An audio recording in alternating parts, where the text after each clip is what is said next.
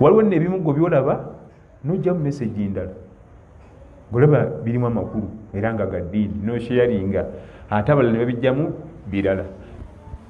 Kyokulabirako ennaku zino waliwo abaana ab'obuwala yenna amyusiza emimwa biki ali mu kusoma Qur'an naye nga Qur'an mpoomu ng'ojja kumusharinga olw'okuba Qur'an ogiwoomeddwa.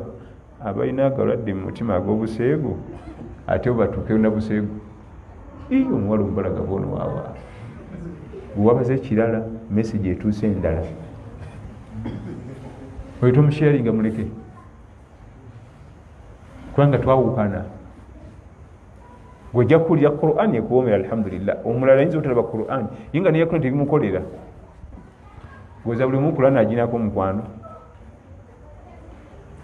Mwagala kumanya nti tetulina mukwano ku Qur'an omugamba kusoma sura ejo Al-Fatiha yokka ojo tegera nti tetulina mukwano na Qur'an yokka tumugamba bingi si Bakara Nisa gwe mugenzi nsomera mu Al-Fatiha oyinza okozera tudde shahada ggulo bikankana bukankanye ti ku lulimi tesula kunywera.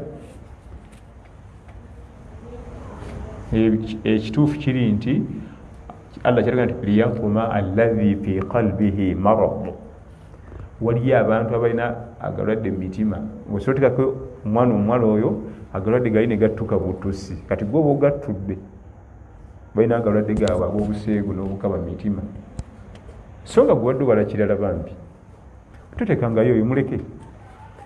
Bw'oba oli mu gurupu ne bateekayo ekitakwatagana na ddiini mugambe oyo nti ataddeyo kino kidiriitinge mugambe muyambeko eyo nayo daawa. Al-amru bil ma'rufi wan nahyi anil munkar.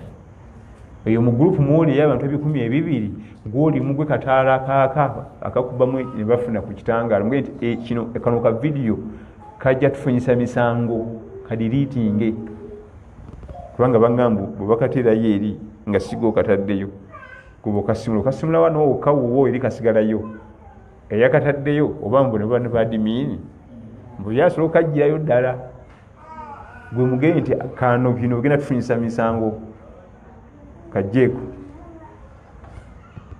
ntegereka bulungi kakole ki kajje